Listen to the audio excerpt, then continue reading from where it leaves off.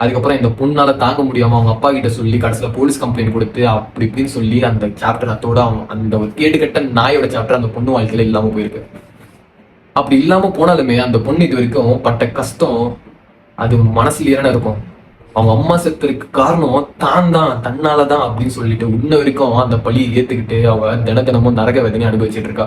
அவங்க அப்பாவை நேருக்கு நேரம் பார்க்க முடியாம, அவங்க தங்கச்சி கூட மனசு விட்டு பேச முடியாம, அவங்க குடும்பத்துக்காக ஓகே இதுக்கப்புறமா என் வாழ்க்கை முடிஞ்சிருச்சு, இதுக்கப்புறமா தனக்காக வாழக்கூடாது, தன் குடும்பத்துக்காக வாழணும்னு சொல்லி தன்னுடைய குடும்பத்துக்காக விடாம ஓடிட்டு இருக்கா இன்ன வரைக்கும். பல வழிகள், பல கவலைகள், பல வேதனைகள் சொல்லிட்டு தன்னுடைய சந்தோஷத்தெல்லாம் தொலைச்சிட்டு தன் குடும்பத்தோட சந்தோஷத்துக்காக முயற்சி பண்ணி ஓடிட்டு இருக்கா இன்ன வரைக்கும். ஒரு இடத்துக்கு மேல அந்த பொண்ணோட வாழ்க்கை ஒரு நல்ல விதமா போயிட்டு இருக்கும்போது அது எப்படி நல்ல விதமா போக விடுவேன்னு சொல்லிட்டு அகைன் அந்த பொண்ணோட வாழ்க்கையிலே இவன் வந்திருக்கான். வந்துட்டு இந்த வாட்டி ஐயோ நான் பண்ணதெல்லாம் தப்பு நம்ம அடிச்சிருமா, அதுக்கப்புறமா நம்ம தப்பு பண்ண மாட்டேன் ஏத்துக்குமான்னு சொல்லிட்டு கேவலமா நடிச்சிருக்கான்.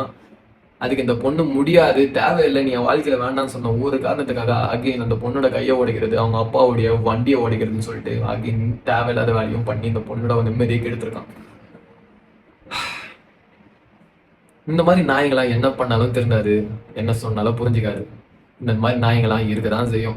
நம்ம தான் உசாரா இருந்துக்கணும். தெருவில் பார்த்தா திருநாய்ங்க ஏகப்பட்டு இருக்கும். இல்ல வெறி பிடிச்ச நாய் தனி ரகமா கிடக்கும். அதுங்க கிட்ட போயிட்டு அந்த வெறி பிடிச்ச நாய் கையில வாயில கையை ஓடுறது காலை ஓடுறதுன்னா அது கடிக்கதான் செய்யும்.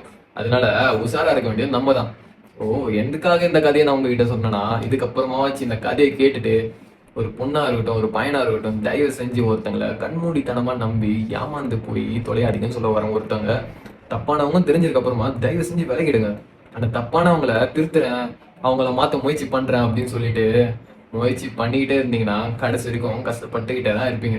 லைஃப்னு என்பது ஒரு புத்தகமுங்க.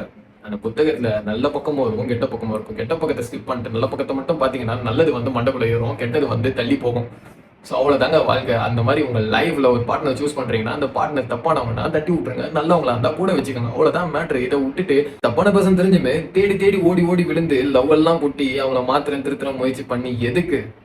இப்போ கேவலமானவன் தெரிஞ்சதுக்கு அப்புறமா விட்டுணும். அதை விட்டுட்டு முயற்சி பண்ணி நீங்க மாத்தியே விட்டாலுமே இப்போ பண்ண தப்பு நாளைக்கு பண்ண மாட்டேன்னு நினைச்சே ஒரு தானே இப்பவே இப்படி பண்றான், அப்போ நாளைக்கு என்ன அளவுக்கு பண்ணுவான்னு சொல்லிட்டு யோசிச்சு முடிவு பண்ணி உங்க வாழ்க்கையை நீங்க தான் காப்பாத்திக்கணும். அதை விட்டுட்டு தப்பானவன் தெரிஞ்சுமே போய் விழுந்தா கடைசியில் கஷ்டப்படுறதுமோ நீங்க தான்.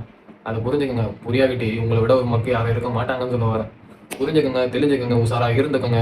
இதுக்கப்புறமா இந்த மாதிரிலாம் கிடக்காதீங்க. யாரையும் கண்ணை மூடிக்கிட்டு நம்பி தொலையாதீங்கன்னு சொல்ல வரேன்.